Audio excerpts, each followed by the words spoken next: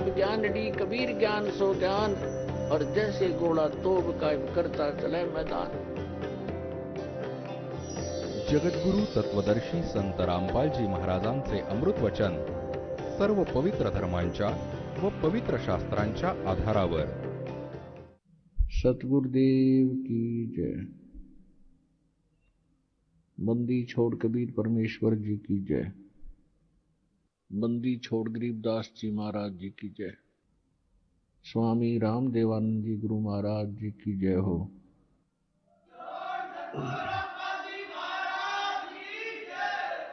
गरीब नमो नमो सतपुरुष को नमस्कार गुरु की नहीं। सुर नर मुनि जन साधुआं संतों सर्वस्ती नहीं। सतगुरु साहेब संत सब डंडो तुम प्रणाम, आगे पीछे मध हुए तिनको जा कुर्बान।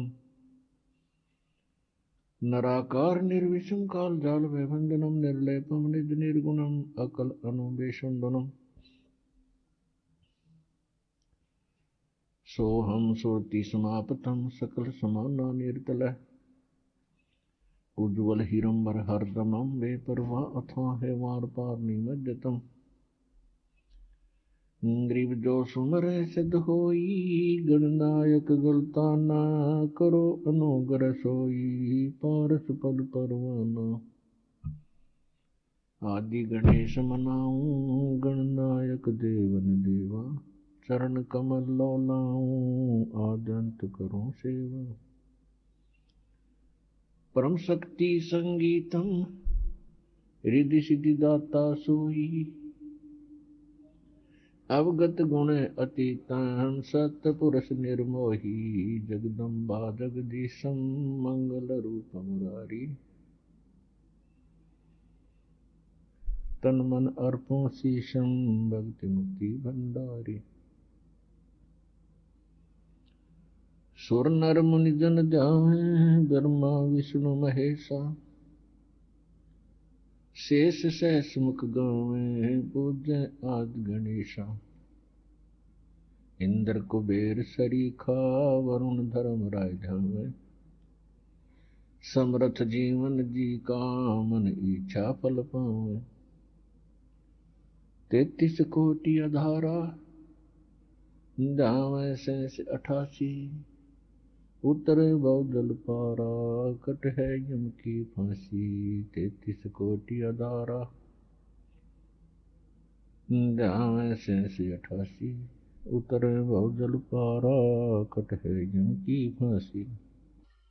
कर जोरों विनती करूं, धरूं चरण पर शीश।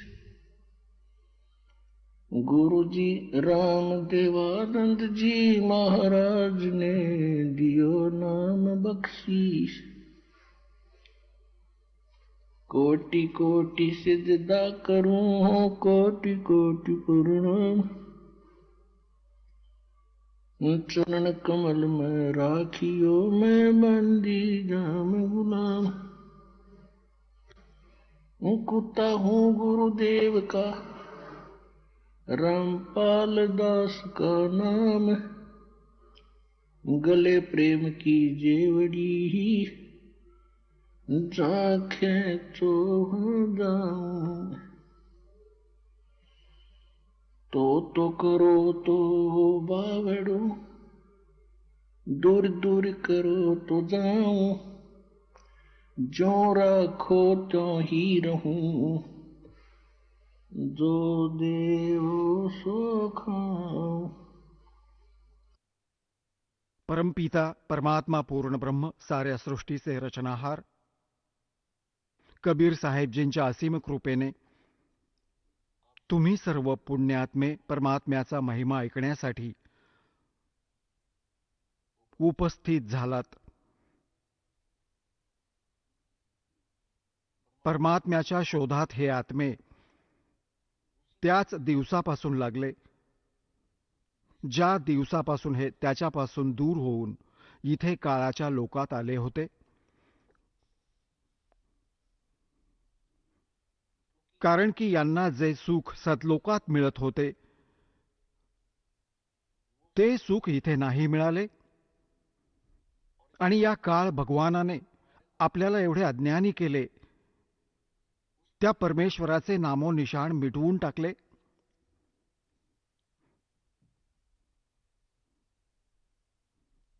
आणि आपल्या काळाचा महिमा आणि आपले पुत्र ब्रह्मा विष्णू महेश याचा महिमा इथे पूर्ण विश्वात पसरवला. आणि एवढे अज्ञान भरून ठेवले की आजपर्यंत कोणाला हे माहीत नव्हते की परमात्मा आहे कसा. सर्व परमात्म्याला निराकार सांगत असत आणि सर्व हे देखील म्हणायचे की सद्ग्रंथ आपले जे आहेत प्रत्येक पवित्र धर्माचे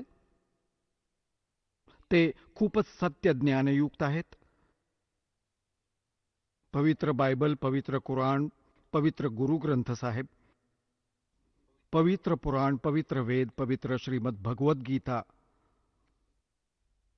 हे जेवढेही सद्ग्रंथ आहेत ते सर्वच आम्हाला मान्य आहेत. आणि यात हे देखील आमचे मानणे आहे आणि आम्हाला हे ज्ञान होते की यात जे लिहिले आहे ते सत्य आहे. आणि मग आपण याच्या व्यतिरिक्त जे ज्ञान ऐकून होतो ते अज्ञान होते की ब्रह्मा विष्णू महेश हे अजरामर आहेत, यांचे कोणी माता पिता नाहीयेत, यांचा जन्ममृत्यू होत नाही, हेच सर्वांचे सृजनहार आहेत, साऱ्या सृष्टीचे रचनाकार हेच आहेत आणि यांच्याच भक्तीने जीवाचे कल्याण होईल. हे ज्ञान आपण ऐकून होतो. आणि दुसरे प्रत्येक धर्माच्या प्रत्येक धर्मात असं म्हटलं जायचं की परमात्मा निराकार आहे, त्याचे काही साकार शरीर नाहीये, तो शरीर रहित आहे. तर हे ज्ञान जे आपण ऐकून होतो हे त्याच सद्ग्रंथांचे अनुमोदन करून साक्ष देऊन आपल्याला सांगितले गेले होते. जे सद्ग्रंथ आज आपण आपल्या डोळ्यांनी वाचत आहोत, बघत आहोत, पडताळत आहोत, त्यात काय लिहिलं आहे? ब्रह्मा विष्णू महेश नाशवान आहेत, यांचा जन्ममृत्यू होतो, हे सर्वेश्वर नाहीयेत, यांच्या पूजेने मोक्ष नाही मिळू शकत. आणि परमेश्वराने स्वतः येऊन कबीर परमेश्वरजी 600 वर्षांपूर्वी म्हणाले होते, तीन देव की जो करते भक्ति, उनकी कदे ना होवे मुक्ति. गुण तीनों की भक्ति में ये भूल पड़ो संसार. कहे कबीर निज नाम बिना कैसे उतरो पार. आणि ज्या महापुरुषांना परमात्मा भेटले त्यामध्ये कोण कोण आहेत? आदरणीय धरमदास साहेबजी बांधव गडवाले, आदरणीय मलुकदास साहेबजी, आदरणीय दादू साहेबजी, आदरणीय नानक देव साहेबजी, आदरणीय गरीबदास साहेबजी गाव छोडाणी जिल्हा झज्जर हरियाणा वाले, आदरणीय घिसादास साहेबजी गाव खेकडा आणि जिल्हा बागपूर उत्तर प्रदेश वाले, आदरणीय स्वामी रामानंदजी काशीवाले, या महापुरुषांना परमात्मा या कलियुगामध्ये येऊन सरळ भेटले आणि या दासाला भेटले. तर त्यांनी त्या महापुरुषांना तर आपण मानतोच की ते महापुरुष होते. त्यांनी जे काही आपल्या अमृतवाणीत लिहिले आहे ते सत्य आहे. तर त्यांनी जी परमेश्वराची माहिती दिली आहे ती, आणि आपले सद्ग्रंथ काय सांगतात आणि ते, आणि परमेश्वराने स्वतः येऊन जे ज्ञान दिले ते तीनही मिळून जेव्हा आपल्याला एकच सल्ला देत आहेत की परमात्मा मनुष्य सदृश आहे, सहशरीर आहे, त्याचे नाव कबीर आहे, तर ते सर्व सद्ग्रंथांमध्ये विद्यमान आहे. सर्व महापुरुष ज्यांना परमात्मा भेटला त्यांच्या अमृतवाणीत विद्यमान आहे. आणि स्वतः परमेश्वराने येऊन सांगितले, हम ही अलख अला हैं, कुतुब गोस और पीर, गरीबदास खालिक धनी, हमारा नाम कबीर. तर जे आपण ऐकत होतो तो लोकवेद होता. लोकवेद म्हणजे दंतकथा. यथार्थ ज्ञान नसून एक परंपरागत ऐकीव ज्ञान पुढे चालत येते, त्याला लोकवेद म्हणतात. आणि त्याच आधारे आपण पूजा करत होतो.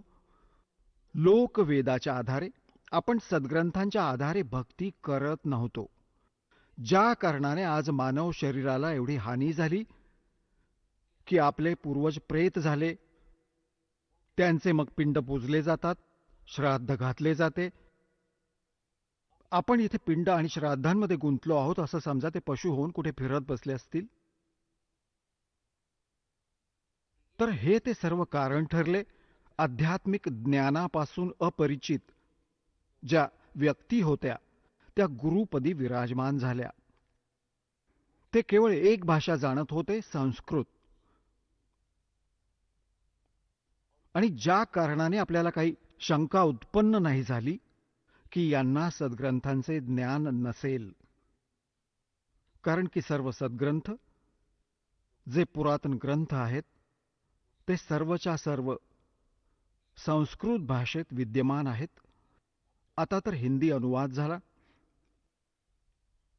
आणि याच कारणाने आपण आजपर्यंत भगवानापासून दूर राहिलो आणि आपले बरेचसे मनुष्य जन्म आपण वाया घालवले. परमात्म्याच्या भक्तीत रुची नाही राहिली. आता तर भक्ती आणि आस्था शेवटच्या घटका मोजत होती. काहीच वर्षांनंतर या पृथ्वीवर कोणी परमात्मा म्हणणारा माणूस राहिला नसता. या नकली संतांनी, या नकली पंथांनी आणि यथार्थ भक्ती न मिळाल्याने मनुष्याला काही लाभ नाही झाला. परमात्म्यासाठी भटकत आहेत, शेवटी त्यांना तिथून काही दिलासा मिळत नाहीये. तर सर्वांनी दुसरा मार्ग अवलंबिला. जवळजवळ टेन्शन परमात्म्यापासून दूर असते. जेव्हा कर्मसंस्कार वाईट संपून जातील, टेन्शन संपून जाईल, भले कुठल्याही प्रकारचे रोगाचे असेल किंवा इतर काही अजून कहाणी आहे किंवा कारण आहे किंवा कर्ज आहे, तर जोपर्यंत तो परमात्मा भेटणार नाही ते कर्म नाही नष्ट होणार. समर्थ भगवान नाही भेटला तर ते कर्म नष्ट होणार नाही, पापकर्म नष्ट होणार नाही. आणि पापकर्म नष्ट नाही झाले तर टेन्शन नाही संपू शकत. तर ना ती साधना मिळाली, ना तो भगवान मिळाला आपल्याला, ना कोणी असा संत भेटला की ते ज्ञान सांगेल आणि आपल्या या पापांचा नाश करेल. आणि जो महापुरुष, ज्यावेळी हे महापुरुष होऊन गेले, ज्यांना भगवान भेटले, त्यांनी हेच ज्ञान सांगितले जे दास आज तुम्हाला सांगत आहे. आणि परमेश्वराने हेच ज्ञान सांगितले. परंतु त्यावेळी आपण नाही समजलो त्या महापुरुषांची वाणी, त्यांचे ज्ञान, कारण की आपण शिक्षित नव्हतो. परमात्मा तुम्हाला शिक्षित करू इच्छित नव्हता. सतयुगापासून आणि या कलियुगापर्यंत, कलियुगाच्या 50 वर्ष आधीपर्यंत आजपासून कोणीही शिक्षित नव्हते. कारण की या शिक्षणाने आपल्याला अभिमानी आणि बेईमानी केले. आपण आपले टेन्शन संपवण्यासाठी भगवानांकडून दिलासा मिळाला नाही, तेव्हा आपण कोणी तर दारू प्यायला सुरुवात केली, कोणी श्रीमंत होण्यासाठी लाच घ्यायला सुरुवात केली, हे दुप्पट पाप गोळा केले. तर ज्या कारणाने परमात्म्याला तुम्हाला शिक्षित करावे लागले, कारण की याच्या व्यतिरिक्त काही मार्ग नव्हता तुमच्यापर्यंत आपला संदेश भगवान पोहोचवू शकतील, असे विज्ञान मालकाने दिलेले आहे ना. हा मनुष्य इथेच होता. 43,20,000 वर्ष आहेत 4 युगात, आणि 3 युगे संपली.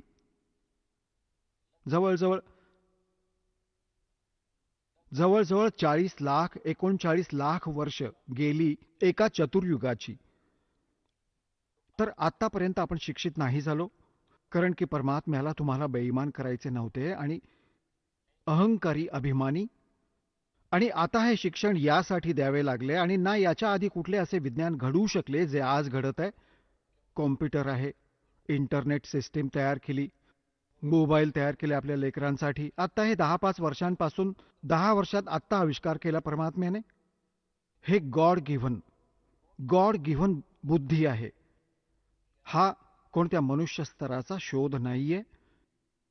आणि परमात्म्याने यासाठी दिले की सर्व लेकरे माझे हे ज्ञान परत परत बघतील, प्रमाण तपासतील, आणि मग चालता फिरता, काम करता करता माझा महिमा ऐकतील. कारण की आपण बिझी खूप झालो आहोत, खूप आपण व्यस्त झालो. काम तर खूप कमी झाले, कारण की मशीनने सर्व कामं होत आहेत आणि तरी आपण एवढे व्यस्त आहोत, वेळ नाही भगवानांची 2 क्षण भक्ती करण्यासाठी.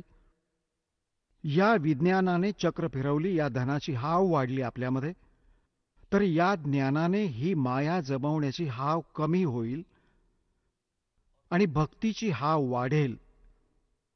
आणि तेव्हा हा आत्मा परमात्म्याच्या भक्तीमध्ये दृढपणे रमेल. तर त्यासाठी भगवानांनी ही वेळ निवडली आणि ते खरे ज्ञान, खरी भक्ती, यथार्थ भक्तिविधी आज या दासाला उपलब्ध केली. आणि त्याचबरोबर आता सन 1994 मध्ये दासाला आदेश झाला होता ही दीक्षा देण्याचा. आता त्याच्या लगेचच नंतर 5-7 वर्षाच्या आतच हे टीव्ही चॅनेल्स झाले आणि यांचा पूरच आला. तर काळाने आपला डाव खेळला की या सर्व टीव्ही चॅनेल्सवर आपल्या दूतांकरवी नकली ज्ञान प्रचार करायला सुरुवात केली. आणि मग जेव्हा आमचा नंबर आला सन 2003 मध्ये, आम्ही प्रयत्न केला होता. आस्था चॅनेलवर 3-4 महिने चालले होते. जर त्यावेळी हे ज्ञान 6 महिने अजून चालले असते, सगळी उलथापालथ झाली असती, सर्व विश्व जागं झालं असतं, तर या नकली संतांना, या नकली आचार्य आणि शंकराचार्यांना चिंता वाटली की जर हे ज्ञान जनतेपर्यंत पोहोचले तर आपली सुट्टी. तर यातून सिद्ध होते की या लोकांना भगवान नको आहे, ना हे कल्याण चिंततात कोणाचे, केवळ स्वार्थ इच्छित आहेत. तर ते एकदम आमचे बंद पाडले. काही हरकत नाही. त्याच्यानंतर असं कांड केलं, करोंथा कांड. खोटं बोलून खोटं बदनाम केलं. रामपाल निंदा करतो, तिथे असं होतं तसं होतं. त्यांचा उद्देश हा होता की याला संपवावं आणि तुमची पोल खुलायला नको आणि जनतेचे कल्याण नाही व्हावं. त्यांचा उद्देश हाच आहे. परंतु त्या परमात्म्याचं वचन आहे की हे ज्ञान संपूर्ण विश्वात जाईल, संपूर्ण विश्व भक्ती करेल. परमात्म्याची लेकरं आहेत. जे आमचा विरोध करत आहेत ती देखील भगवानांचीच लेकरं आहेत, ती परमात्म्याची लेकरं आहेत. परंतु हा काळ त्यांचा दुरुपयोग करत आहे, त्यांची कर्मे बिघडवत आहे. तर परमात्म्याने दया केली की बघा, आधीपेक्षाही 1000 पटीने वाढली आहेत आमची संगत देखील, आमचा प्रचार देखील. तर हा परमात्म्याने चालवलेला मार्ग आहे त्याच्या एका वचनाने सर्व ब्रह्मांड तयार झाली आणि आपल्या जागी फिरत आहेत. कोणी त्यांना थांबवून दाखवावं वैज्ञानिकांनी? अशाच प्रकारे हे परमात्म्याचे वचन आहे. त्याच्या वचनाने हे ज्ञान संपूर्ण विश्वात जाईल. 2 दिवस मागं पुढं सर्वांना मानावं लागेल, कारण की खूप दिवस पाहिले परमात्म्याने आपल्या लेकरांना तडफडत भोगत 3 युग देऊ केली काळाला. आणि किती संतोष केला मालकांनी. कोणाचं लेकरू दुःखी असेल, आई वडिलांना चैन नाही पडत. आता त्यांना माहीत होते हा दुःखी आहे. सतयुग, त्रेता, द्वापारमध्ये देखील दुःखी होते, परंतु एवढे नव्हते जेवढे कलियुगात झाले. तर या कलियुगात इथपर्यंत यायचे होते तुम्हाला घेऊन, आणि आता तुम्हाला ते ज्ञान द्यायचं आहे. आपल्या शरणी संपूर्ण विश्वाला मालक घेणार आहेत आणि तुमचे कल्याण होईल, संपूर्ण विश्वाचं कल्याण होईल. हे परमात्म्याचं वचन आहे. आता प्रसंग आहे,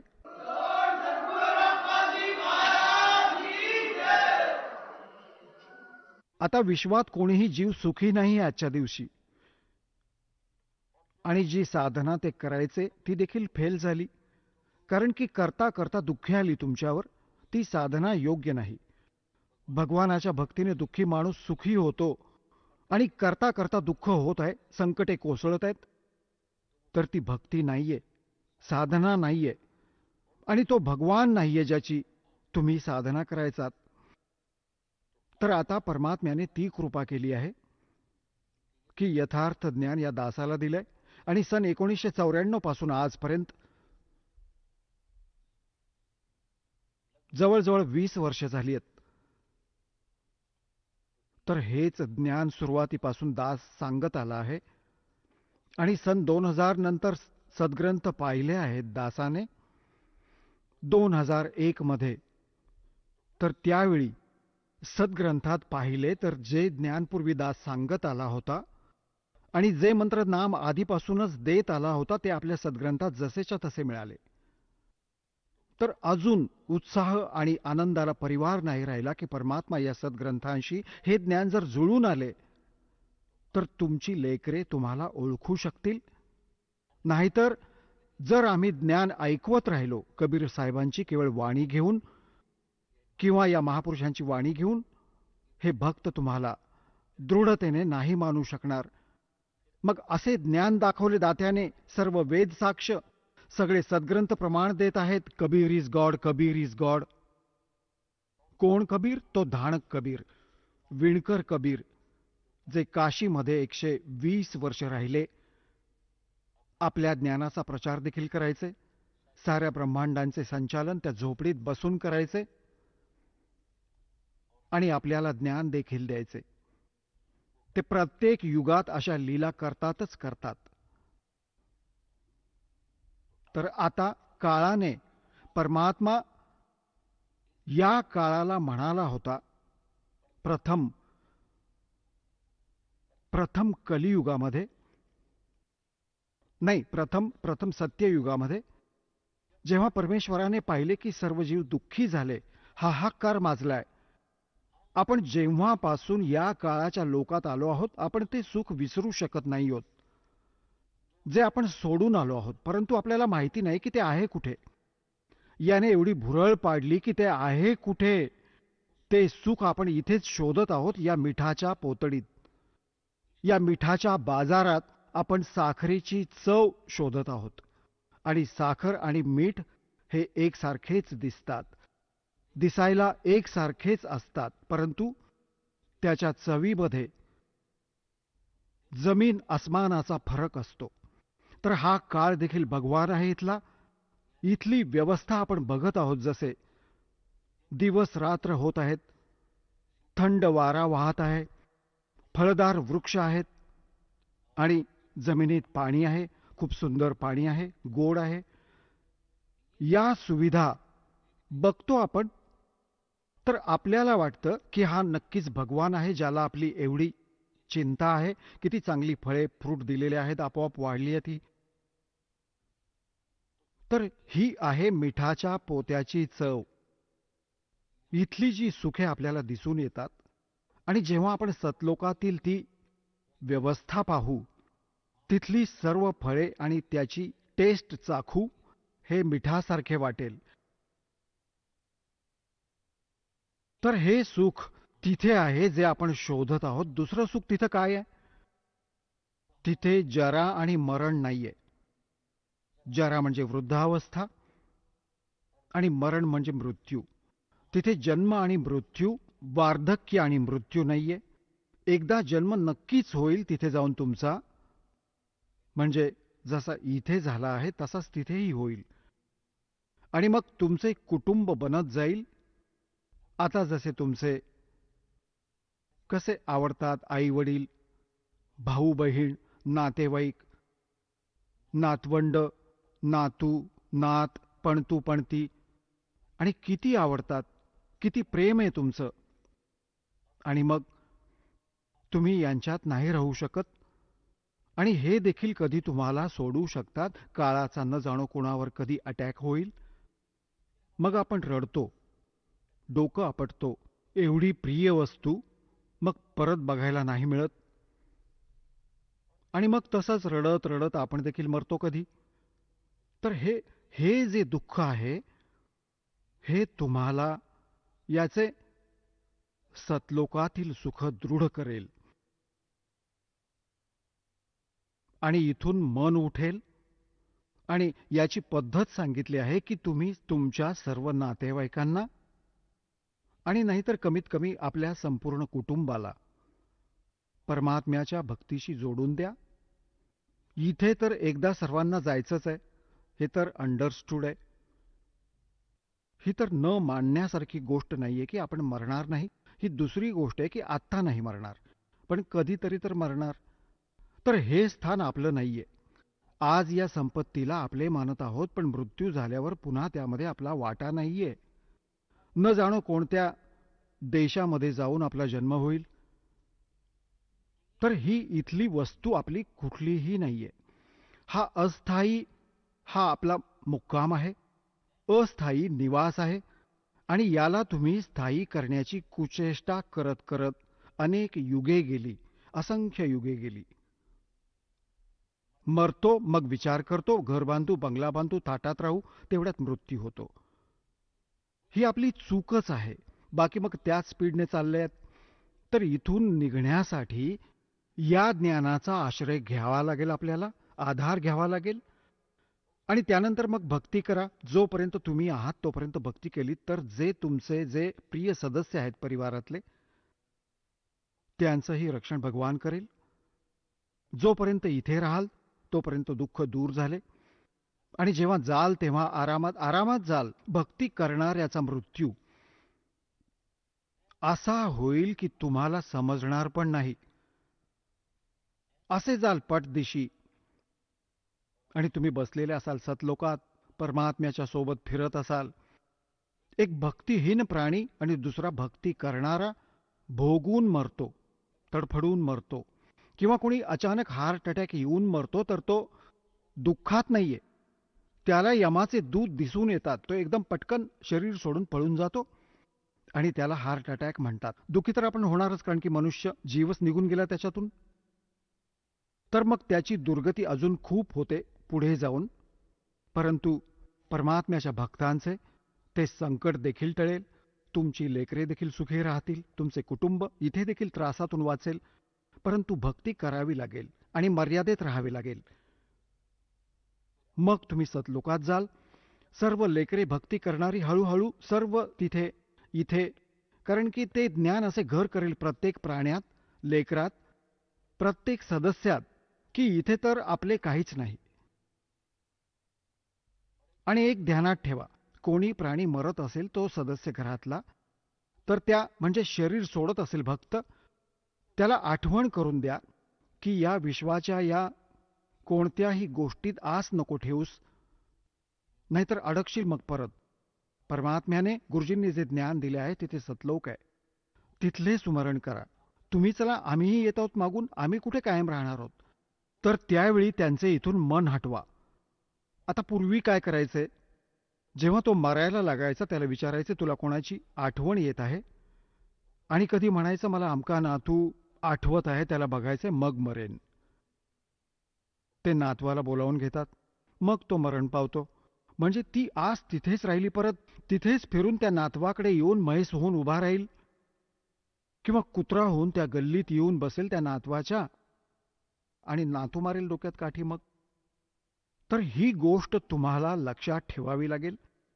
ठीक आहे, जोपर्यंत तुमचे संस्कार आहेत प्रेमाने राहा आणि यांनाही भगवानाची लेकरे समजून त्यांची सेवा करा, चांगलं मार्गदर्शन करा, प्रेमाने ठेवा, वाईटापासून वाचवा आणि भक्तीशी जोडा. हे तुमचं परम कर्तव्य ठरतं. आता जो प्रसंग चालला आहे की काळ भगवानाने परमात्म्याकडून एक वचन घेतलं होतं. परमात्म्याने जेव्हा पाहिलं की इथे जीव खूप दुःखी झाले आहेत, कोणाचा पाय मोडलाय, कोणाची आई मेली, कोणाचे वडील मेले, कोणी कुठल्या त्रासाने दुःखी आहे, कोणी कुठल्या त्रासाने दुःखी आहे, कोणी गाढव झाला, कोणाला कुत्रा बनवलं. ही परमात्म्याला तुमची जी हाक त्याला तिथे मालकाच्या चरणी पोहोचली, हा हाक्कार माजला. आता जो कोणी, जसे आपण देखील, जसे श्री विष्णूजींचा पुजारी होता हा दास, श्रीकृष्ण रामाचा आणि हनुमानजींचा, आणि मग तरीही शेवटी असं म्हणत असतात, काही आपत्ती आली की हे सत्य भगवान, हे सत्य मालक, म्हणजे यांच्यापासून हटून वृत्ती कुठे वेगळीकडे जायची खऱ्या मालकावर. आपण त्याला आत्ता समजलं, हे सतसाहेब जसं म्हणतात, हाच आहे तो खरा मालक, म्हणजे रिअल गॉड, वास्तविक परमात्मा. आता लक्षात आले तो खरा मालक कोण आहे आणि तोच सर्व दुःखे निवारण करणार आहे. तर त्या खऱ्या मालकाने आपली हाक ऐकली. तर परमात्मा पहिल्यांदा जेव्हा या काळाच्या लोकात आले, तेव्हा या काळ भगवानाने परमात्म्याशी विवाद केला होता, कारण परमेश्वर त्याचा पुत्र जोगजीतच्या रूपात होते. तर त्याने काळाने विचार केला की जोगजीत आला आहे तर परमात्म्याचा काही संदेश आणला असणार. हा इथला जो भगवान आहे परमेश्वराला खूप घाबरतो. कबीर भगवानांना, त्या खऱ्या मालकाला, जसे गरीबदास साहेबजींनी आपल्या वाणीत म्हटले आहे की काल डरे करतार से, जज जज जगदीश, और जोड़ा जोरा जोड़ी झाड़ता पग रद डारे शीश. तर हा त्या परमात्म्याला खूप घाबरतो. आता त्याला हे समजलं की जोगजीत माझ्या लोकात आला आहे म्हणजे काही विशेष बाब आहे. तर त्याने आधी कारण विचारलं की जोगजीत, तुम्ही मला तिकडून हाकललं होतं, तुम्ही सृष्टी रचनेत वाचता. परमात्म्याने जोगजीतच्या रूपात येऊन याला तिथून 21 ब्रह्मांडांसहित आपल्या सतलोकातून निष्कासित केले होते. तर या कारणाने त्याला या गोष्टीचे वाईट वाटले की तू माझ्या लोकात का आलास? जेव्हा तू तुझ्या लोकातून मला हाकलले होतेस, आता तू माझ्या लोकात कसा आलास? हे तर मी तप करून मिळवलंय, तुझा यात कोणताही रोल नाहीये. या गोष्टीमुळे खूप दुःखी झाला तो. कोण? काळ. मग त्याने विचार केला की काही निरोप आणला असेल, आधी तो विचारून घेतो, मग त्याच्याशी मी युद्ध करेन, याला मारेन. तर परमात्मा जोगजीत रूपात उभे होते. ते म्हणाले की ऐक काळ, परमात्म्याचा निरोप ऐक. तू असा जुलूम केला आहेस, परमात्म्याच्या आत्म्यांचे काय हाल केले आहेस, हाहाकार माजवून ठेवलाय, वेळेवर यांना अन्न नाही, आणि कशी यांची स्थिती करून ठेवली आहे, कोणती सुरक्षा नाही. कोणाची आई मिली, कोणाचा पिता मरत आहे, कोणाला पशु केलं आहे, कोणाला कुत्रा करून ठेवलंय. हे हाल भगवानांना बघवले नाहीत, म्हणून मी आलोय. आणि ऐक त्यांचा निरोप, मी खाली जाईन सर्व ब्रह्मांडात आणि तुझी पोल खोलेन, तुझे बिंग फोडून टाकेन. तू भगवान नाहीयेस, हा काळ आहे. हा तुम्हाला खाण्यासाठी इथे थांबवून ठेवत आहे आणि सगळी तुझी गोष्ट सांगेन, परमात्म्याची खरी गोष्ट सांगून सृष्टीरचना ऐकवून त्यांच्यात दृढता आणेन आणि खरे नाम माझ्याकडे आहे, परमात्म्याने दिलेले ते नाम ऐकवेन.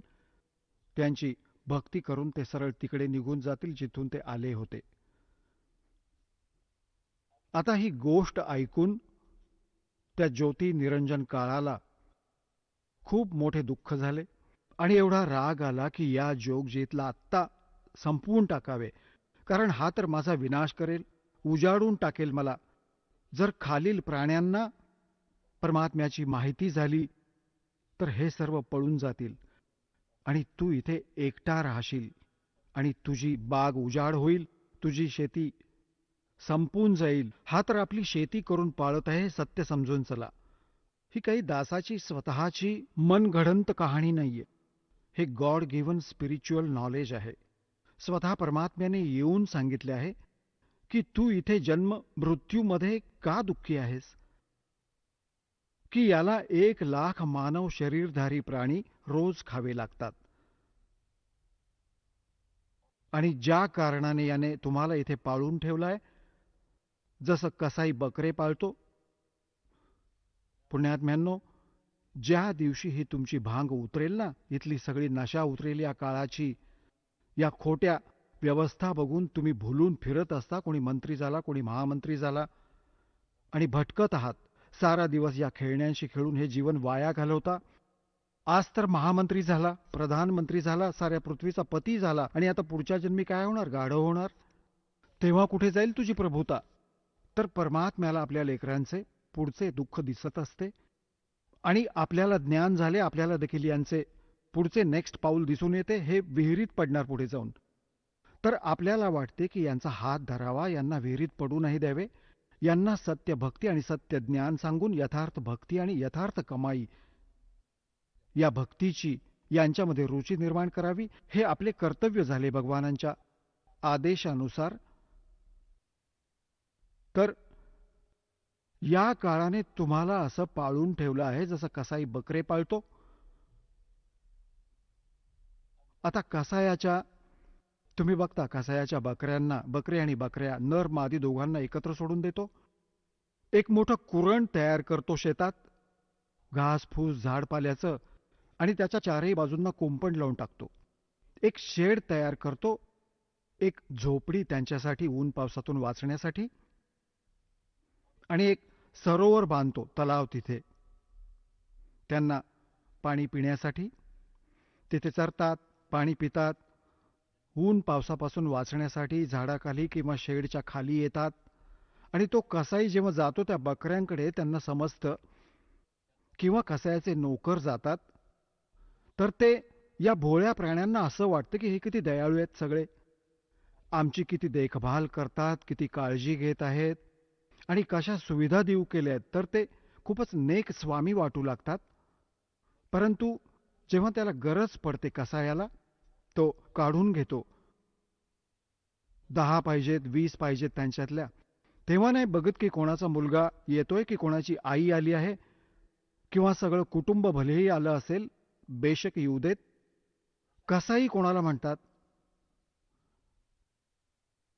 तर पुण्यात्म्यांनो, जेव्हा कधी कधी तो कसाई किंवा त्याचे नोकर जेव्हा त्या बकऱ्यांमध्ये जातात, शेळ्यांमध्ये, तर त्याला भला माणूस समजून त्याच्यावर प्रेम करू लागतात, त्याच्याकडे पळत जातात, त्याच्यावर प्रेम करतात, असे वर पाय उचलून छातीशी कवटाळू पाहतात, आणि त्याचे हात चाटतात.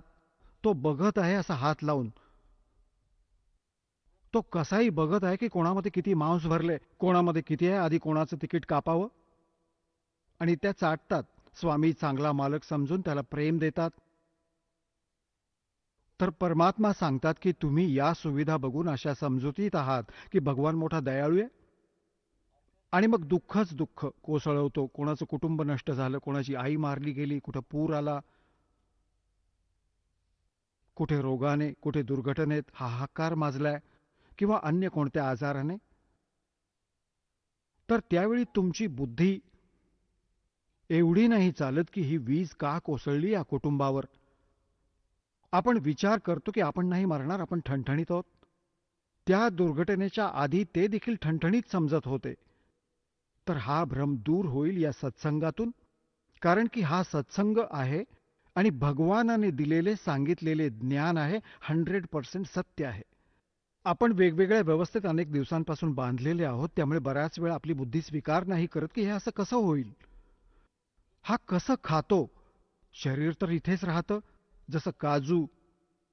तुम्ही बदाम पाहिले असतील, बदाम वरचं कव्हर खायचं नसतं, आत गर असतो. अशाच प्रकारे हे शरीर जे वरचं असतं ते तर आतला गर करण्यासाठीचं कव्हर आहे, म्हणजे सूक्ष्म शरीर आहे याच्या आत. त्याच्या आत आपण सर्व आयुष्यभर जे खातो पितो आणि जी काही व्यसनं करतो, त्या सगळ्यांचा अंश त्या सूक्ष्म शरीरात लुप्त होतो. बाकी तर शरीर या स्थूल शरीराचं पालन पोषण करण्यातच व्यस्त असतं, आणि काही त्याच्या आत सामावतं. जसं तुम्ही बघता की हुक्का, बीडी, दारू ही तपकीर आणि हे अफीम या खायच्या गोष्टी आहेत, आणि सर्वात जास्त सगळ्यांच्या घरात पोचल्यात. कलियुगात एखादाच कोणी वाचला असेल, व्यक्ती वाचली असेल, तर घर नाही वाचलंय. तर हे का खात आहेत? कारण की हे मन आहे, याने आपले एजंट सोडलेत, काळाचे दूत आहेत. हे दुसरं रूप काळाचं समजा, आणि याला वाटतं की जास्त टेस्ट याला मिळावी, खावी, हुक्का प्यावा, तंबाखू प्यावी, खावी, याचा तेवढाच अंश त्यात जाईल सूक्ष्म शरीरात. आणि मग त्यांना भाजून एक तप्तशिला खूप मोठीशी आहे तव्यासारखी दगडाची, त्यावर टाकतो 1,00,000 प्राण्यांना, सूक्ष्म शरीराला. हे स्थूल शरीर इथेच राहून जातं. याच्या अंतिम संस्कारात आपण व्यस्त असतो.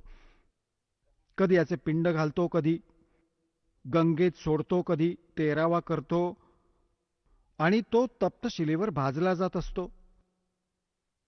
तर मग त्यातून जी घाण निघते, ते सूक्ष्म शरीर भाजल्यावर जीव मरत नाही सूक्ष्म शरीरात, परंतु दुःख खूप होतं.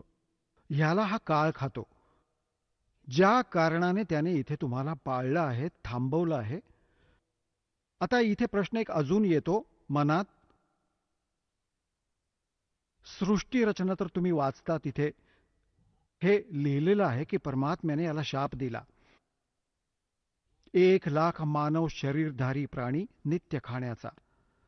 तर कारण की आपण लेकरे आहोत, आपल्या मनात शंका ढीगभर येतात जेव्हा पहिल्या वेळी हे ज्ञान ऐकतो तेव्हा. तर बऱ्याचशा त्रुटी जाणवतात की परमात्म्याने 4 युगे याला का देऊ केली, 3 युगे का दिली, आधीच नकार द्यायचा होता. हे आधी तर तुम्हाला तिथे अडवतच होते सतलोकात की तुम्ही नका जाऊ, याचं म्हणणं नका ऐकू, याच्याकडे नका बघू. तेव्हा कुठे आपण ऐकलं होतं? तेव्हा भगवानाला आपण धोका दिला आणि आपल्या पायावर कुऱ्हाड मारून आज इथे हे गाढव कुत्रा होऊन इथे दुःख भोगत आहोत. तर परमात्म्याला माहीत होतं की सतयुग त्रेता द्वापारमध्ये हे माझं नाही ऐकणार, कारण की यांना सुख मिळेल यांच्याच कर्माचे, मागच्या संस्कारांचे. जे सतलोकातून धन घेऊन आले होते भक्तीचे, आता ते तुमचं चालत राहिलं आणि कलियुगात आल्यावर ते संपून जातं. आणि परमात्मा तुम्हाला अशी भक्ती देईल, जी दास तुम्हाला देईल, तुम्ही तेवढेच चार्ज व्हाल त्या भक्तीने, या मंत्रांनी, आणि तेवढेच भक्तियुक्त व्हाल जेवढे तिथून संचित होऊन आला होतात. भक्ती सॅच्युरेटेड होती, परिपूर्ण होतात, आणि याचे कर्ज देखील उतरेल ज्या कारणाने थांबवता येतो तुम्हाला. तर असे आपण परत जाऊ. ती भक्ती दासाकडे उपलब्ध आहे, या विश्वात कोणाकडेच नाहीये. आणि आता सगळ्यांचे कल्याण होईल जर या मार्गावर चालू लागलात तर. हे तर मालकाचं वचन आहे, होणार.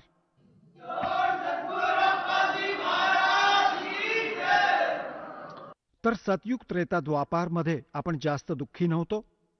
वातावरण चांगले होते, दष्टपुष्ट शरीर होते, लांबलचक आयुष्य होते, निरोगी शरीर होते. मृत्यू कधीतरी यायचा. तर सांगण्याचा अर्थ हा आहे की आता परमात्म्याला माहीत होते की जेव्हा यांची बॅटरी डिस्चार्ज होईल, पुण्य अगदी संपून जातील, आणि ज्या साधना हे सतयुग त्रेतामध्ये करत होते त्याचेच त्यावेळी त्यांना सुख मिळत आहे असं वाटत होतं. त्यामुळे सुख नव्हतं मिळत, ते तर तुमच्या संस्कारांमुळे मिळत होते. आता कलियुगात परमात्म्याला माहिती होतं की काळ जो आहे, आता काळ काय म्हणाला होता की कलियुगात हा प्रसंग नंतर ऐकवेल दास तुम्हाला. तर प्रसंग हा चालू आहे की सतयुग त्रेता द्वापारमध्ये तुम्ही एवढे दुःखी नव्हतात, त्यामुळे भगवानापासून लांब राहिलात. आणि ज्या साधना तुम्ही करत होतात तुम्हाला वाटत होतं की त्यामुळे मला लाभ होत आहे, आणि आता तुम्हाला त्या साधना देखील करत आहात आणि त्यातून लाभ नाही होत. कारण की आधी तर तुमची पुण्य होती, तीच फळत होती. तुम्हाला वाटायचं की या साधनेने होत आहे. आता काय केलं काळाने, जेव्हा परमात्मा म्हणाले काळाला की मी खाली जाईन, तुझं पितळ उघडं पाडेन आणि सगळ्यांना यथार्थ भक्ती, यथार्थ ज्ञान सांगेन, खऱ्या भगवानाबद्दल त्यांना माहिती देईन आणि सगळ्यांना नाम देऊन मी परत पार करेन, यासाठी मी खाली जाईन. तर काळ म्हणतात की एकदम इतका माझ्यावर असा तुटून पडला. धरमदासजींना सांगत आहेत परमात्मा, कबीरजी. तर मी धरमदास सतनामाचं सुमरण सुरू केलं आणि या सतनामाच्या सुमरणानेच त्याच्यावर एवढा वाईट परिणाम झाला की एवढे भयंकर रूप धारण करून माझ्यावर चालून आला होता तो. एकदम असा पडला जमिनीवर जसे पक्ष्याचे पंख छाटले जातात, पडून पडून तडफडत असतो, तो विवश होतो उडण्यासाठी, अशी स्थिती झाली. असा तळमळत आहे पडल्या पडल्या. एका सुमरणाचा एवढा परिणाम झाला त्याच्यावर. तर पुण्यात्म्यांनो, इथे परमात्मा आपल्यालाही सतर्क करतात की कधीही तुमच्यावर काही अशी आपत्ती आली तर जगातल्या कोणत्या व्यक्तीचे स्मरण नका करू. या मंत्राचा जप करा. प्रथम मंत्र मिळाला असेल तर प्रथम मंत्राचा जप करा. सतनाम मिळालं तर सतनामाचं सुमरण श्वासाने करा. सारनाम मिळालं असेल तर सारनामाचं सुमरण आपले करा. सतनाम मिळाल्यानंतर सतनामाचं सुमरण करा. अशा परिस्थितीत प्रथम मंत्र नका करू. सारनाम मिळाल्यानंतर मग सतनामाचं सुमरण नका करू, ते सारनामच करा. प्रथम मंत्र मिळाला असेल तर प्रथम मंत्रच करा. त्यातही खूप पॉवर आहे, ताकद आहे. तर ही स्थिती आहे. तर ते म्हणतात की मी सुमरण केले तर तो असा पडला. तो समजला की याच्याजवळ काही प्रबळ शक्ती आहे, मंत्र आहे, ज्या कारणाने मी विवश झालो. चरणात येऊन पडला, पाय धरले, घसटत घसटत येऊन परमात्मा कबीरजींचे. तर सांगण्याचा अर्थ हा आहे की त्यावेळी त्याने काय मागितले होते. चरण पकडून, चरण धरून म्हणू लागला की भाऊ, तुम्ही माझे मोठे भाऊ, मी तुमचा लहान भाऊ.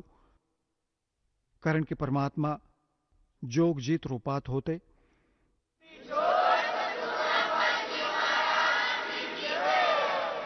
चला आता आपण त्या श्रद्धाळूंचे अनुभव जाणून घेऊयात, ज्यांनी जगद्गुरू तत्वदर्शी संत रामपालजी महाराजांकडून दीक्षा प्राप्त केलेली आहे, तसेच त्यांच्याद्वारा सांगितलेल्या भक्ती मार्गावर चालत आहेत.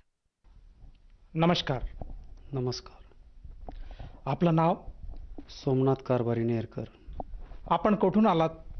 मी मुक्काम पोस्ट येडगाव, तालुका जुन्नर, जिल्हा पुणे, महाराष्ट्र. आपला व्यवसाय काय आहे? माझा व्यवसाय परंपरागत तसा तर शेतीचा आहे. पण शेतीत मी साईड बिझनेस म्हणून इलेक्ट्रिशियनचं काम करतो आणि माझं एक छोटंसं दुकान पण आहे. संत रामपालजी महाराजांची गुरुदीक्षा आपण कधी घेतली? संत रामपालजी महाराजांची गुरुदीक्षा मी 4 फेब्रुवारी 2018 मध्ये घेतली. संत रामपालजी महाराजांची गुरुदीक्षा घेण्या अगोदर आपण व आपला परिवार कोणती भक्ती साधना करत होतात? संत रामपालजी महाराज यांची भक्ती करण्याआधी आमचे जे वडील आहेत हे नाथ संप्रदायाशी जोडलेले होते आणि आमच्या घरी नवनाथ चरित्राचं पारायण, गुरु दत्तात्रयांचं पारायण हे श्रावण महिना वगैरे ह्या महिन्यात कंटिन्यू होत राहील. आणि त्यानंतर जे शिवरात्र झालं किंवा इतर जे काही आपले म्हणजे ज्या ज्या टायमिंगला जे जे सण येतात त्या टायमिंगमध्ये आम्ही ती उपासना करायचो. आणि जास्त करून दत्तात्रयांचं दर गुरुवारचे उपवास हे मी कंटिन्यू करत होतो. त्यानंतर आमच्या विभागात एक शिवचिदंबर महास्वामी म्हणून यांचं एक मंदिर नेटकेच म्हणजे आलं होतं आणि त्यांचे पण उपवास दर सोमवार हे मी कंटिन्यू करायला लागलो होतो. त्यानुसार आम्ही त्यांची ती भक्ती करायचो. सर, जसं तुम्ही सांगत आहात की महाराष्ट्रामध्ये जी काही प्रचलित भक्ती साधना आहे तीच आपण करत होतात. जो काही उत्सव ज्या ज्या महिन्यात किंवा ज्या ज्या तारखेला येत होता त्याप्रमाणे आपण त्या इष्टदेवाची पूजा करत होतात.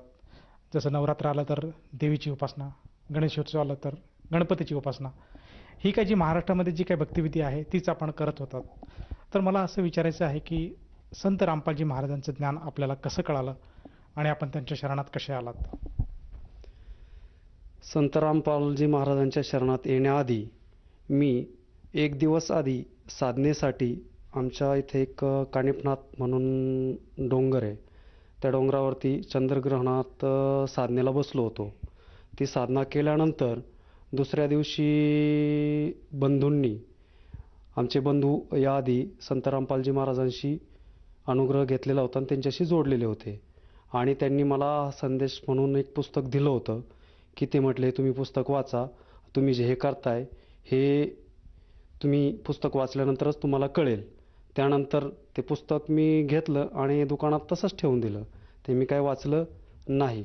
त्यानंतर दुसऱ्या दिवशी सत्संग होता. सत्संगात आम्ही गेलो, बसलो आणि ज्या टायमाला परमात्म्याचं ज्ञान, परमात्मा संत रामपालजी महाराज प्रत्येक सद्ग्रंथ उचकून त्यातलं वेद झाले, गीता झाले यांतलं एक ना एक शब्द असं म्हणजे दृढ करून सांगत होते की कुठली देवता, तिचं कार्य कुठपर्यंत आहे आणि ती तुम्हाला किती लाभ देऊ शकते.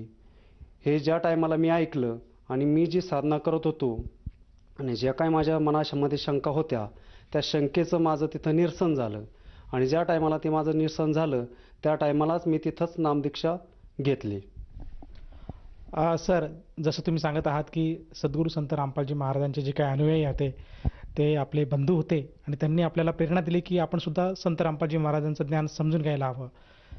त्याप्रमाणे आपण सद्गुरू रामपालजी महाराजांच्या सत्संगाला गेले आणि त्यांनी जे आपल्याला ज्ञान दिलं त्या ज्ञानातून आपल्याला बोध झाला की आपण सुद्धा ही सद्भक्ती स्वीकारायला हवी आणि त्या अनुषंगाने आपण रामपालजी महाराजांची नामदीक्षा घेतली. तर मला असं विचारायचं आहे की या नामदीक्षेमुळे, या मंत्रजापामुळे आपल्याला व आपल्या परिवाराला काय काय लाभ प्राप्त झालेत? सर, सगळ्यात आधी जो माझा मानसिक त्रास होता, जी मी भक्ती करत होतो, ती भक्ती करत असताना मी खूप तणावात असायचो.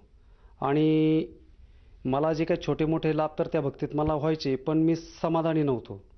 पण मी जेव्हा संत रामपालजी महाराजांची गुरुदीक्षा घेतली त्या टायमाला माझा जो सगळ्यात मोठा लाभ आहे की जो मानसिक त्रास, मी कंटिन्यू त्या त्रासामध्ये मी वावरत होतो, तो त्रास माझा पूर्ण नाहीसा झाला.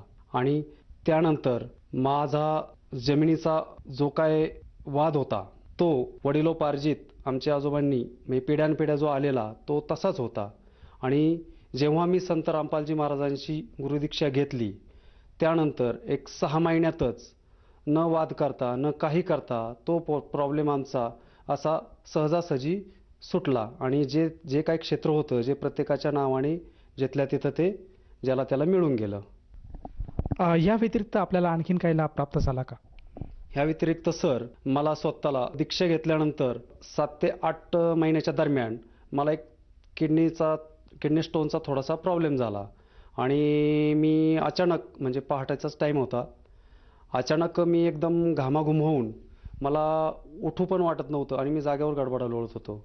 मग त्यावेळेस मी आमच्या मिसेस आहेत की त्यांना म्हटलं की मला तिथून चरणामृत द्या. की चरणामृत मी ते घेतलं आणि महात्म्याचा मी जाप करत होतो. संत रामपालजी महाराजांनी जो मला नामदीक्षा मंत्र दिला होता त्या मंत्राचा मी जाप केला. आणि केल्यानंतर छोट्या बंधूंना आवाज दिला की दवाखान्यात आपल्याला जायचं आहे. की मग ते मला जवळच दवाखान्यात घेऊन गेले आणि त्यांनी मला एक इंजेक्शन दिलं. आणि त्यानंतर मग जे इंजेक्शन दिलं त्याच्यानंतर मला पुन्हा परत तो त्रास, म्हणजे मला परत जाणवलाच नाही की मला तो किडनी स्टोनचा त्रास आहे. सर, जसं तुम्ही सांगत आहात की संत रामपालजी महाराजांच्या शरणात आल्यानंतर आपल्याला पूर्णपणे मानसिक शांतता लाभली. त्याचप्रमाणे जो काय आपला शेतीचा वाद होता त्यातनं सुद्धा आपण बाहेर आलात आणि आपल्या हिश्श्याची जमीन, जे काही क्षेत्र आहे ते आपल्याला प्रदान करण्यात आलं. मला असं विचारायचं की आज आपण शेतकरी आहात आणि आज जर महाराष्ट्रामध्ये शेतकऱ्यांची परिस्थिती बघितली तर बरेचसे शेतकरी आज हताश झालेले आहेत, निराश झालेले आहेत निसर्गाच्या मारामुळे. त्याचप्रमाणे जे काही ते पीक घेत आहेत त्या पिकाला आज हमीभाव मिळत नाही आहे, त्यांना पाहिजे तसा मोबदला मिळत नाही. त्यातनं ते हताश झालेले आहे, निराश झालेले आहेत आणि ते आज आत्महत्येकडे वळालेले आहेत. तर मला असं विचारायचं आहे की जे शेतकरी आज संत रामपालजी महाराजांच्या शरणात नाही आहेत ते हा विचार करत आहेत, तर आपण सुद्धा या विचारामध्ये आहात का, की आपल्या मनामध्ये सुद्धा अशा प्रकारचे विचार येतात का? सर, कधीकधी आता आत्महत्या करणं हे तर मोठी चूक आहे. तरीही मानसिक दबावाखाली जो शेतकरी ह्या प्रेशरमध्ये वावरत असतो त्या टायमाला त्याला कुठलीही म्हणजे असं सुचत नाही की मी आता नक्की काय केलं पाहिजे. तर आत्महत्या करणं हे तर चुकीचं तर आहेच, पण संत रामपालजी महाराजाशी ज्या टायमाला मी जोडलो गेलो त्या टायमाला जे माझं मानसिक तणावात मी जे वावरत होतो त्या मानसिक तणावातून मी पूर्ण मुक्त झालो. आणि आज माझ्यावरती थोडंफार कर्ज आहे, पण त्या कर्जाचं मला एक थोडंसुद्धाही टेन्शन नाही. आणि ते कर्ज माझं कसं, म्हणजे माझे हप्ते ते वेळेवर कसे होतात, कसे होतात, कसे पेड होतात हे मलासुद्धाही कळत नाही. ही रामपालजी महाराजांची माझ्यावर मोठी दया आहे. जो शेतकरी वर्ग आहे त्यांना आपल्या मुलं आणि मुलीचं जे लग्न आहे, जे करिअर आहे हे घडवण्यासाठी त्यांना जो पावलोपावली जो प्रश्न पडत असतो की यांचं कसं होईल, जर निसर्गाने आता जर साथ नाही दिली तर माझ्या मुलांचं पुढं काय होईल. की जी आपल्या महाराष्ट्रात प्रचलित हुंडा वगैरे ह्या ज्या काही गोष्टी आहेत ह्या परंपरेने जे चालत आलेल्या आहेत ह्या परंपरेनुसार त्यांना तो मानसिक त्रास हा तर कंटिन्यू त्यांना जाणवतच असतो. पण मी संत रामपालजी महाराजांशी जसा मी जोडलो गेलो, त्यांची जशी माझ्यावर दया झाली, नाम त्यांनी मला दिलं, तिथून पुढं ह्या गोष्टींचा मला थोडीही चिंता नाही, या गोष्टीचा मला थोडाही त्रास नाही, की मला त्या गोष्टीचा कधी प्रश्नही पडत नाही की माझ्या मुलीचं उद्या शिक्षण कसं होईल, तिचं लग्न कसं होईल, की तिला हुंडा किती द्यायला लागेल, ह्या गोष्टीची मला थोडीही चिंता राहिलेली नाही. आणि संत रामपालजी महाराज यांची जी शिकवण आहे की हुंडा न देणे न घेणे, हुंडा देणे हे एक कुप्रथा आहे आणि ती मोडीस काढण्यासाठी हे जे त्यांचं मिशन आहे, हे जी त्यांची शिकवण आहे, ही त्यांच्या प्रत्येक जे काय त्यांच्याशी जोडलेले भक्त आहेत, त्यांचे जे शिष्य आहेत, हे त्यांचे शिष्य ते त्यांनी दिलेली जी शिकवण ही ते जपता आहेत.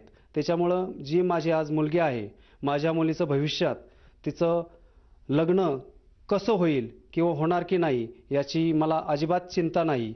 माझी चिंता ही सर्व संत रामपालजी महाराज हे मी यांच्यावरती सोपवली आहे आणि मी एकदम त्यांच्याशी दृढ असल्यामुळं मला कुठलीही चिंता भासत नाही. सर, जसं तुम्ही सांगत आहात की संत रामपालजी महाराजांचा मार्ग हा अनमोल मार्ग आहे. यामध्ये जी शिकवण दिली जाते ती अतिशय अनमोल आहे.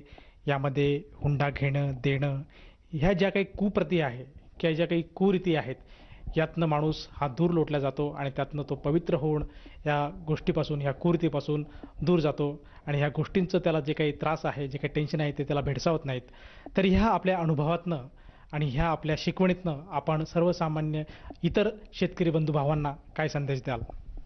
मी संत रामपालजी महाराज यांच्याशी जोडल्यानंतर जी माझ्यात शारीरिक, मानसिक, आर्थिक ह्या गोष्टीची प्रगती झाली, याच्यासाठी मी तुम्हा सर्वांना विनंती करत आहे की जोपर्यंत तुम्ही संत रामपालजी महाराज यांचं ज्ञान समजून घेत नाही, तोपर्यंत तुम्ही ह्या लाभापासून, जसे की शारीरिक, मानसिक आणि आर्थिक ह्या स्थितीपासून तुम्ही तुमची सुटका होऊ शकत नाही. सर, जर कोण्या साधकाला आपला इंटरव्ह्यू बघून असं भासत असेल की आपण सुद्धा सद्गुरू संत रामपालजी महाराजांची नामदीक्षा घ्यावी, तर तो साधक किंवा तो व्यक्ती सद्गुरू रामपालजी महाराजांची नामदीक्षा कशी घेऊ शकेल?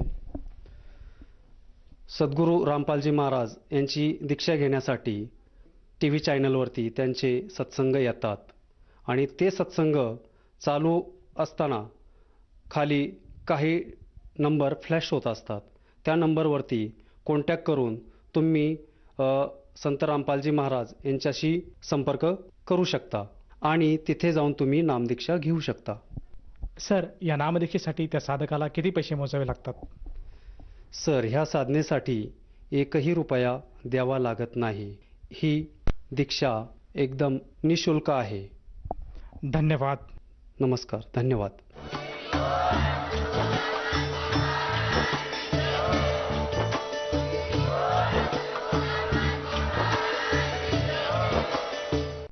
आपण ऐकत होता जगद्गुरु तत्वदर्शी संत रामपालजी महाराजांचे मंगल प्रवचन. निशुल्क नामदीक्षा प्राप्त करण्यासाठी आणि अधिक माहितीसाठी संपर्क करा 7030303951 7030303952. आमची वेबसाईट आहे www.jagadgururampalji.org. सर्व पवित्र धर्मांच्या व पवित्र शास्त्रांवर आधारित प्रमाणित अनमोल पुस्तक ज्ञानगंगा किंवा जगण्याचा मार्ग यापैकी कोणतेही एक पुस्तक निशुल्क मागवण्यासाठी आम्हाला आपले पूर्ण नाव, पूर्ण पत्ता, पिनकोड सहित आणि फोन नंबर लिहून 7030303951 7030303952 नंबरवर SMS करू शकता किंवा आम्हाला 7030303950 नंबरवर व्हॉट्सअप देखील करू शकता.